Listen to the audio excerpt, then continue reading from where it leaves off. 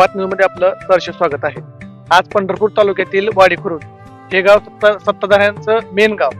या गावामध्ये अनेक वर्षापासून रखलेला रस्ता आज पूर्णतः आपल्याला झालेला पाहायला मिळतोय. या ठिकाणी चालताही येत नव्हतं, अशा ठिकाणी आपल्याला एकदम सुरळीतपणे रस्ता झालेला आपल्याला पाहायला मिळतोय. तेथील नागरिकांकडून आपण जाणून घेऊया की कशा पद्धतीनं हा रस्त्याचा निधी मंजूर केला व ह्याची वाटचाल त्यांनी कशी केली ही त्यांच्याकडून जाणून घेऊया. आपल्याशी या गावातील ग्रामस्थ आहेत, त्यांच्याशी आपण संपर्क साधूया.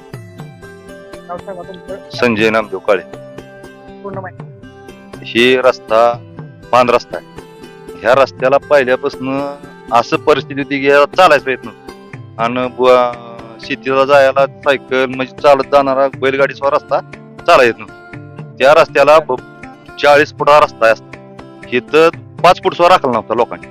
ते आज दादा या निधीमुळे आणि दादाने आमच्यावर लक्ष देऊन ते दादांनी रस्त्याचं आम्ही बोलल्यानंतर दादाने काळजीनं आम्हाला ते पैसे देऊन त्या रस्त्याला 25-15 कशातनं निधी उभा करून दादाने आम्हाला रस्ता दिला. त्या रस्त्याबद्दल दिल्याबद्दल रस्ता 1 नंबर आम्ही करून घेतला ठेकेदारावर. हा रस्ता नेमका कुठून कुठे जातो? हा रस्ता 3 किलोमीटरचा रस्ता आहे, पण हा रस्ता पूर्ण मोडलेला. पण गेली 20-25 वर्ष झाले या रस्त्याला निधीच कुठला पडला नाही आजपर्यंत. आम्ही पान रस्त्याला निधी टाका म्हणून आजपर्यंत जे आमदार होऊन गेलं, काय गेलं, नेतं होऊन गेलं, सगळ्याला होतो, पण रस्ता काय झाला नाही. पण दादाच्या कृपेने आमचा रस्ता झाला. त्यामुळं बाह्या रणजित बाई असतील किंवा त्यांनी आम्हाला वेळोवेळी मदत केली प्रत्येक गोष्टीला. आणि आम्ही ज्या टायमाला दादाकडे बाहेरकडे जातो ती कधीच राजकारण बघत नाही. त्यांनी न राजकारण बघता आम्ही त्यांच्या माग असल्यामुळे त्यांनी कायम आम्हाला कुठलं काय काम आलं हेच विचारणार आम्हाला, बाकीचं तू कुठला आहे काय विचारत नाही.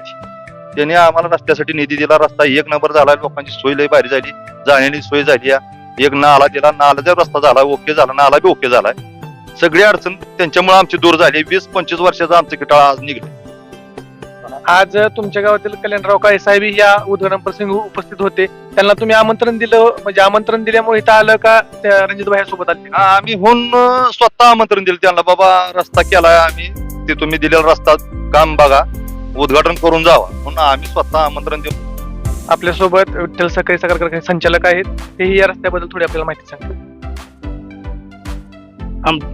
देश स्वतंत्र झाल्यापासून 50 वर्षात या गावाला आमदार फंड 25-15 कुठलेच विकासाचं काम आतापर्यंत आलेलं नव्हतं.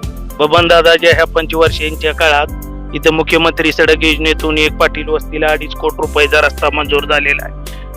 परत पलीकडचा एक 10 लाख रुपयाचा 25-15तून रस्ता झालेला आहे. आता ही एक 10 लाख रुपयाचा रस्ता झालेला आहे.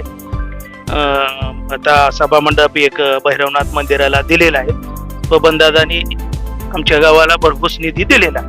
नक्कीच आपल्यासोबत या गावातील दुसरे एक नागरिक आहेत, त्यांच्याशी आपण संपर्क होते यापुढे.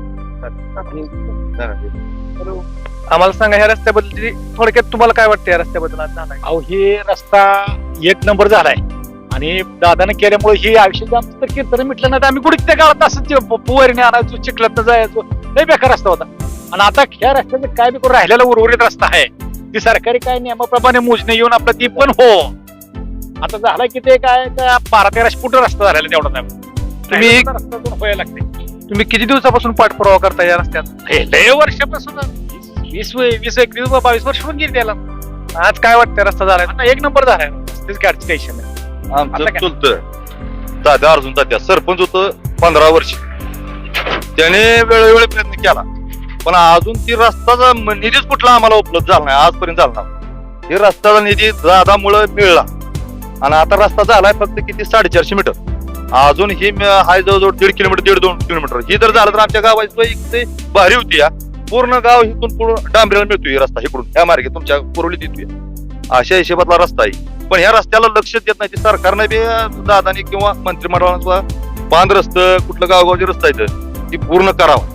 आणि नाहीतर लोकांची शेतकऱ्यांची आता राजकारण अशी झाली ती सगळी आडवाडवी रस्त्यावर चालू आहे.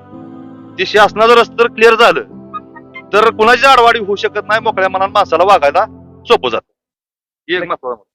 नक्कीच आपण बघतोय या गावातील आधी अनेक या वर्षापासून रखलेला रस्ता आज रणजित भैया शिंदे यांच्या माध्यमातून हा रस्ता पूर्ण होतोय. गावातील एक उत्साहाचं वातावरण निर्माण झालंय. अशाच पद्धतीचा हा रस्ता पुढे पूर्ण होईल अशा अपेक्षा धरू. प्रभात न्यूज मध्ये आपलं आल्याबद्दल धन्यवाद.